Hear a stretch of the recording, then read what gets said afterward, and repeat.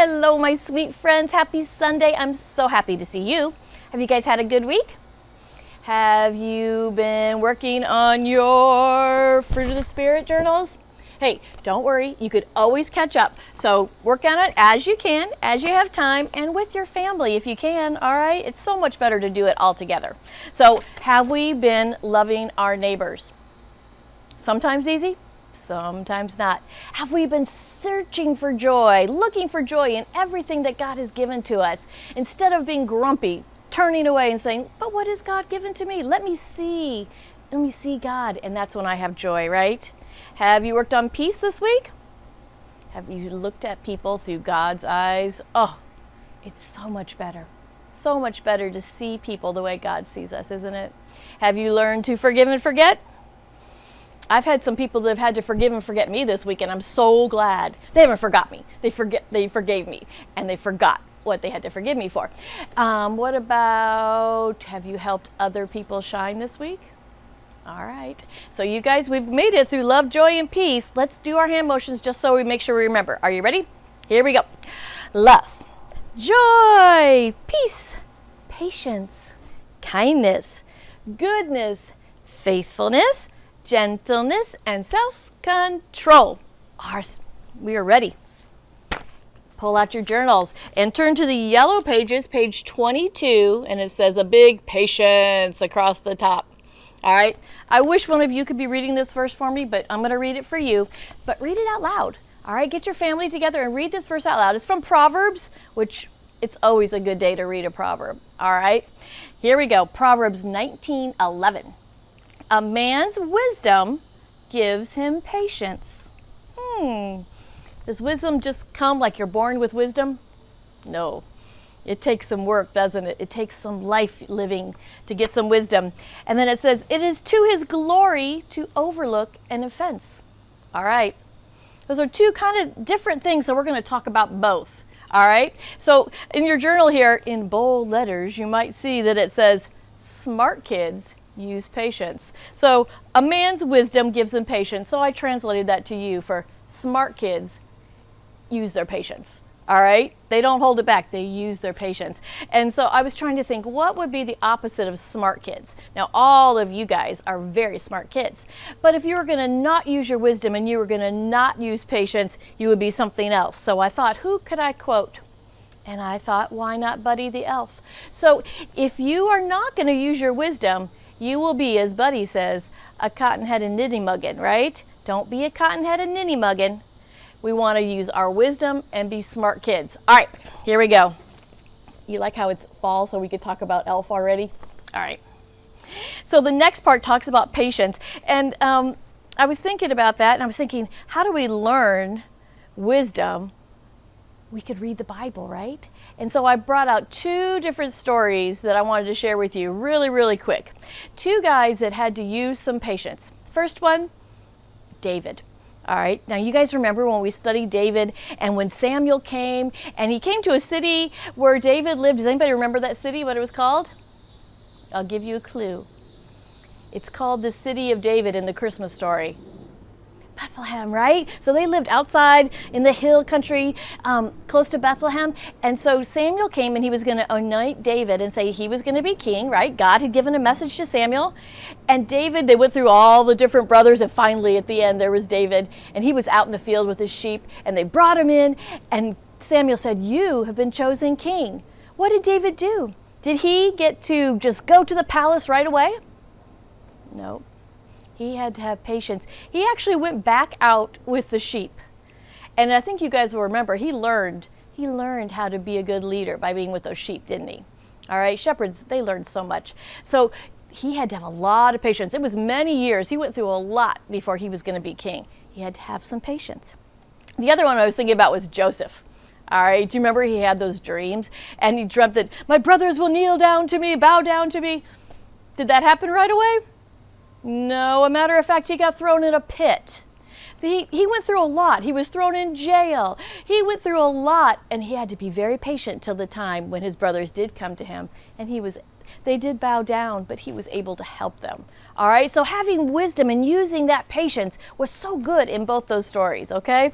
So in your journal, it says here to list some things in your life that you have had to wait for.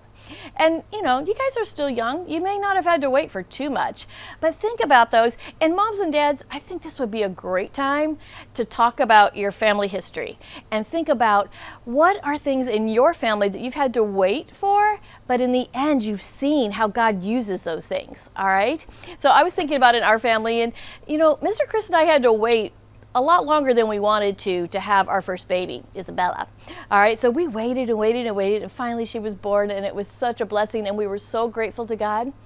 And then a few years later, 3.5, we were going to have Isaiah, right? And we were so excited. So I was thinking about Bella. Think about Bella. She was actually blonde, about this tall, 3-year-old, and she was asking me every day, when is Isaiah going to come? When is Isaiah going to come? She was not being very patient, all right? Every single day she would ask, when is Isaiah going to come? When is Isaiah going to come? So finally one day we were out in the garden like we would be, and I pointed at some tulips and I said, Bella, when those tulips bloom, that's when your brother's going to be here. Well, guess what? God is so cool. On the day Isaiah was born, those tulips bloomed. It was just such a beautiful thing for me to see how God blessed her patience, right? God blessed us and showed her that, yes, it was time. Just like her mom had said, she stopped asking me every day. She just waited for those tulips to bloom. And on the day he was born, they bloomed. But guess what else happened? They bloomed 2 more times. These were not really strong tulips. They didn't bloom every year. And I think they were probably for northern area and not our area. They were really pretty. They were white and had green stripes, but they've only bloomed a couple of times. They bloomed when Isaiah turned 13, when he became a teenager, and then they bloomed again when he turned 18, when he became an adult. I just look at that story and I think about God was there, and he was there as a reminder.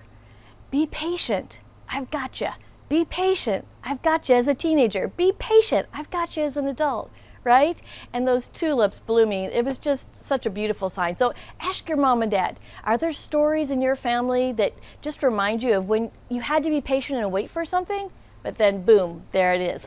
All right, grandparents are also really good to ask. And so I thought I would share a little grandparent story. This is Chuck Swindoll. He wrote these books for his grandchildren, which I always love. It's called Big Ideas in the Bible.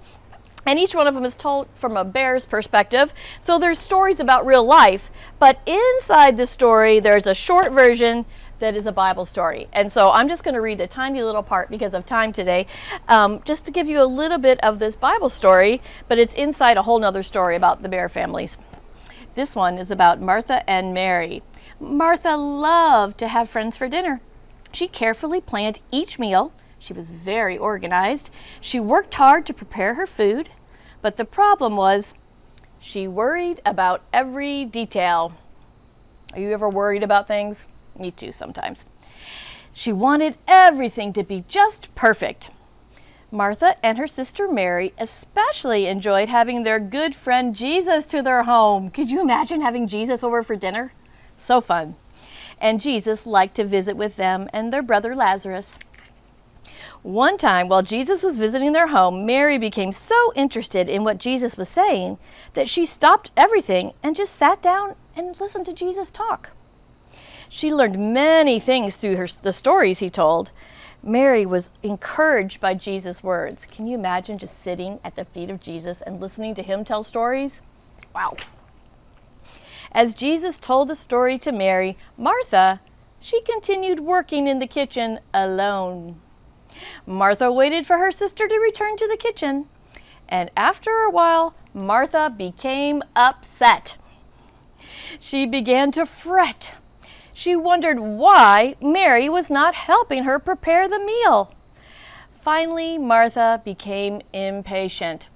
The opposite of patient, right? She thought, where is Mary? What is taking her so long? I need her to help me. Usually if your sentence ends with me, it's probably not good. Why is she wasting time while I do all the work? I wish she would hurry back to this kitchen. Finally, Martha looked into the room, and to her surprise, there was Mary sitting at the feet of Jesus. Martha could hardly believe her eyes. She decided to speak to Jesus about Mary. She marched in and blurted out, "Lord, don't you care that I have to do all this work by myself while Mary is sitting there doing nothing? Tell my sister to get up and come back to the kitchen and help me." Jesus surprised Martha with his words. He said, "Martha, please stop worrying. Be patient. You are upset over too many little things. Mary is doing the right thing. She's sitting here listening to me, and that's exactly what she should be doing. And so should you." Awesome. So the second part of our verse here where it talks about it brings glory to overlook an offense. Mary kind of offended Martha, right? But who was doing the right thing? It was Mary. And so this second page, guys, page 23, go through that story again and just answer those questions and take a look. You know, it's pretty easy to offend, especially your family members sometimes, but it's such a blessing to overlook that offense. So write down some answers in there when that's happened to you, how you did it. I know you guys are really good at this. But before we leave, I just wanted to talk to you about one more thing. I was thinking about, we love to have lots of art in our house, and I love the art that's by our friends. Pretty much all the art in our house is by our friends. And so I wanted you to look at these photographs. They're not paintings, they're photographs, all right, of these trees. And I was thinking about being patient. And I was looking at these paintings and I was thinking, you know what? At one time, those trees were tall and green. At one time, they maybe even had leaves on them. They maybe even had a bird's nest in them. But now, look at them. They're just glorious and beautiful, right? It took a long time for those trees to look beautiful like this. But did they look beautiful all along? Every step of the way, they had beauty.